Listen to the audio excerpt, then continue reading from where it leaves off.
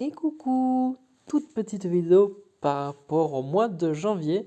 On va voir ensemble un peu les événements, on pourrait dire clés ou importants qui vont se dérouler.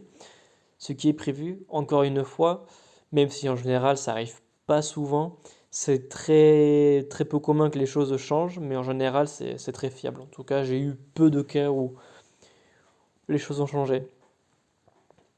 Alors on va commencer par ce qui est pour moi la valeur le plus sûre. Là, on peut voir du coup, à chaque date où il y a les guerres d'alliance, du coup, on voit qu'est-ce qui va se passer du coup. Là, par exemple, ici, il y a booster d'attaque, ce qui est passé justement à la guerre d'alliance précédente. Ils ont prévu ça encore une fois pour le prochain. Et ensuite, on aura mana rapide pour le week-end du 8, le mercredi 12, et ensuite on passe aux têtes de mort sbire le 15, etc., etc., etc. Du coup, c'est de week-end à mercredi, c'est pas genre une seule la même chose, c'est en décalé. Donc voilà. Autre chose aussi, des éléments qui sont assez cool, notamment pour les free-to-play, je pense surtout, c'est dont j'en fais partie, je considère, c'est tout ce qui est épreuve, l'envoi de justice, courage, sénérité, piété, nature, on dirait plein de vertus, d'attributs chrétiens ou de grands leaders, je trouve ça un peu drôle. Force, mysticisme, survie et décimation. La décimation, par contre, c'est un peu mort et destruction. En bref, donc ça c'est vraiment important. On se rend compte, je crois que j'avais rendu, je suis à parler, j'avais fait le constat, sans le vouloir, que je crois qu'à deux trois classes près, les classes se répètent toujours deux fois. Donc c'est vraiment intéressant et sympathique. Voilà, événements ponctuels qui sont vraiment attendus par beaucoup, c'est la bataille des chevaliers qui va revenir du coup ce début de semaine là, du mercredi 5 jusqu'au dimanche 9, donc ça durerait presque toute la semaine, donc c'est pas mal. Et de ce que j'avais lu dans les dernières mises à jour, d'une version, je ne me rappelle plus laquelle, je sais plus si c'est 43 ou 44 ou bidule truc, il disait que normalement, ça devrait être plus facile d'avoir des jetons pour pouvoir faire des invocations. Parce que pour rappel, lors de la première quête d'alliance, j'ai un concept que j'aime beaucoup, en tout cas pour ceux qui ont une alliance qui sont bien soudés, où ça se plaît bien, c'est vachement quelque chose qui est vachement cool. Il faut faut réussir le niveau normal épique et dans ces rares épiques et légendaires, du coup, il faut le faire à fond, les trois, pour avoir suffisamment de pièces pour faire une seule invocation avec des probabilités qui sont très faibles. Donc, normalement, ils l'ont amélioré pour qu'il y ait un peu plus de chances d'avoir des héros et aussi, normalement, de aussi pouvoir en faire plus. Donc, plus, je sais pas par ceux qui par combien ils entendent, mais si déjà un de plus, genre deux, ça serait cool. Parce que par exemple, voilà la ligne des Vauriens, qui sera du coup le prochain événement défi qu'il va y avoir.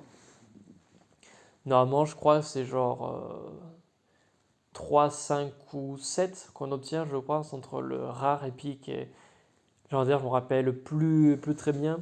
Mais entre ces, on va dire, 15-16 pièces défi et plus des coffres par-ci par-là qu'on peut vaincre en temps d'ennemis très très rares, on peut avoir des invocations faciles. Donc espérons qu'on pourra avoir de quoi faire deux évocations de plus. Espérons. Et voilà. Il y a aussi d'ailleurs de nouveaux héros qui ont déjà fuité dans pas mal de chaînes YouTube, notamment chaînes YouTube étrangères. Il y a un youtubeur anglais, je ne me rappelle plus son nom, mais à chaque fois qu'il y a quelque chose en avant-première, toujours lui que je vois qui fait les choses en premier. Il a par exemple, dès début novembre, il avait fait une vidéo sur les héros de Noël qu'il allait avoir en décembre. Ouais, il s'est pris vachement à l'avance. Dans mon cas, je suis pas pressé, je vais être sage, je vais attendre qu'il sorte, de voir la version française. De là, on pourra en parler ensemble. Ensuite, c'est quelque chose d'autre qui revient, qui est du coup maintenant plus rare, c'est le bal masqué. Ça va être cool. J'ai déjà 20 clés de costumes, donc j'ai déjà faire 4 invocations de costumes. Plus l'événement, j'aurai de quoi en faire 2 de plus, donc je pourrai en faire 6, donc ça va être pas mal du tout.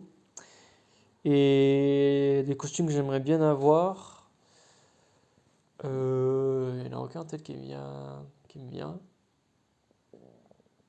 J'ai celui de Sonia et de Colin la dernière fois, donc je vais avoir ces deux-là, du coup je suis content. Mais sinon, il n'y a rien qui me vient à l'esprit de costume qui me pourrait me plaire. Vivica, ce serait sympa, parce que je l'ai même pas en version normale. John aussi, il serait pas mal, parce que je l'ai, mais s'il faut voir son costume en plus, ça serait cool. Mais voilà, il n'y a rien de. En tout cas, de tête, rien de particulier qui me vient à l'esprit. Après, comme d'habitude, l'événement de l'Atlantis, l'événement de la saison 3, voilà pour toujours, Atlantis pour toujours. Et ensuite, Rebelote, Voyage des souterrains. Mais avec cette fois-ci, là du coup, normalement ils mettent le nouveau héros, ils le mettent en mystère, mais là on le voit déjà, apparemment il va s'appeler Craverush.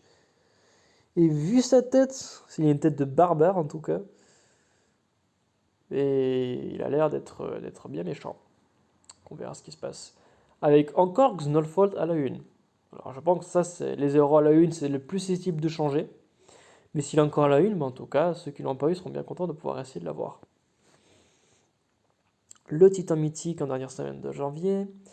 La ligne des Vauriens, du coup, comme dit précédemment, qui, pour rappel, ils ont fait des mises à jour, du coup, les héros sont beaucoup plus forts. Je pense notamment au Seigneur Noir et à un autre, je ne me rappelle plus de son nom, mais je sais qu'il y en a deux en particulier qui les ont totalement surboostés par rapport à ça. Et voilà, voilà, tout ce qui me vient à l'esprit. Et bien sûr, tous les lundis, une quête pour des jeux d'évolution 4, 3 et 5 et 4 étoiles. Donc c'est quelque chose qui n'est surtout pas manqué. Et aussi Mirage de l'Oméga qui, de ce qu'on peut voir ici, ce serait Mirage de l'Oméga sacré. Ça tombe bien, vu que je n'ai pas encore obtenu de 5e éther 3 avec les tournoirés.